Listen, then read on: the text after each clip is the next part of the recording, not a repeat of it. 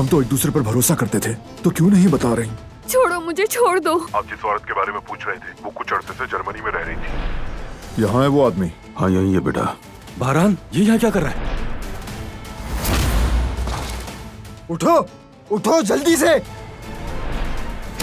रिमजी से ये वेपन किसने लिया था? वो लोग मार देंगे मुझे। अगर ना बताया तो आज तुम खत्म हो जाओगे।